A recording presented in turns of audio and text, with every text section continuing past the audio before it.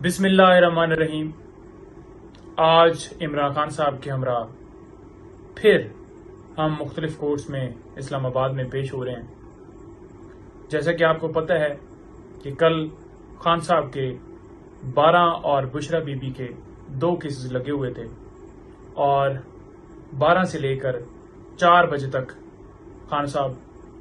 Courts کے اندر موجود رہے۔ 3.5 گھنٹے توشہ خانہ کیس جو جج ہمایوں دلاور صاحب کے پاس لگا ہے اس کیس میں وہاں پر موجود رہے، اور اسی طرح سے آج خان صاحب پہلے جوڈیشل کمپلیکس جائیں گے، وہاں پر القادر ٹرسٹ کیس اور توشہ خانہ نیب کے اندر جو کیس چل رہا ہے اس کی سماعت ہے، اور اس کے ساتھ ساتھ توشہ خانہ کیس جو کہ ڈسٹرکٹ کورٹ کے اندر جج ہمایوں دلاور صاحب کے پاس لگا ہے وہاں پر سماعت ہے۔ تو گزارش یہ ہے کہ یہ کیس چھٹیوں میں بھی ہنگامی بنیادوں کے اوپر سنا جا رہا ہے۔ ویسے تو اسلام آباد میں 1 اگست سے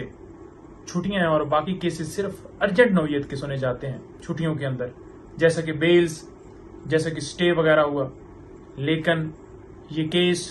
نہ جانے کیوں چھٹیوں کے اندر بھی سنا جا رہا ہے۔ اطلاع کے مطابق جج ہمایوں دلاور صاحب چھٹیوں کے اندر لسٹ کے اندر ہی نہیں تھے، جو کہ ججز کے حوالے سے لسٹ شائع کی گئی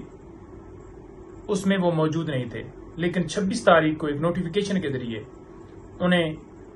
دوبارہ 5 دن کے لیے ایک نوٹیفیکیشن ہمیں ملتا ہے کہ وہ 5 تاریخ تک کورٹ میں سماعت کریں گے۔ لہذا خان صاحب کو اس کیس میں نائل کرنے کا پورا پروگرام ہے۔ جس طرح سے کیس یہاں پر چلایا جا رہا ہے ہائی کورٹ میں اور سپریم کورٹ میں، اس کیس کے حوالے سے دیگر اپیلیں، درخواستیں موجود ہونے کے باوجود یہ ٹرائل رک نہیں رہا۔ انہی معزز جج ہمایوں دلاور صاحب کے خلاف ہم نے درخواست ان کو دی، جج ہمایوں دلاور صاحب کو دی، کہ آپ ہمارے کیس کی سماعت نہ کریں۔ مختلف گراؤنڈز ہیں، جیسا کہ آپ نے مختلف درخواستیں ہماری خارج کی مینٹینیبلٹی کے حوالے سے، اور جیسا کہ آپ کی face book I D show کر رہی ہے کہ آپ خان صاحب کے کس طرح سے خلاف ہیں، لیکن اس کے باوجود وہ چیزیں ساری ایڈمٹ کرتے ہیں، لیکن ساتھ ساتھ ہمیں فیئر ٹرائل نہیں دے رہے، جو کہ آئین کا آرٹیکل 10A فیئر ٹرائل کا حق دیتا ہے، لیکن ہمیں وہ مہیا نہیں ہے۔ تو لہٰذا آج ان 2 جگہوں پر خان صاحب پیش ہوں گے، اور دیگر انویسٹیگیشنز بھی ہیں۔ اگر پولیس نے ہمیں آج موقع دیا، ٹائم دیا،